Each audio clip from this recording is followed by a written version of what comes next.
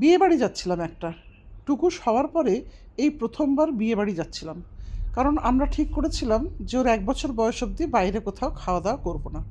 তো আত্মীয়র বিয়ে ছিল, সেখানে যথারীতি গেলাম। হ্যাঁ, এই পাঞ্জাবিটাও আমারই বানিয়ে দেওয়া, ছেলেরটা, বাবারটা অবশ্য কেনা। তো বিয়েবাড়িতে গিয়ে রকমারি খাবার ছিল, বেশ ভালো ভালো ব্যবস্থা ছিল।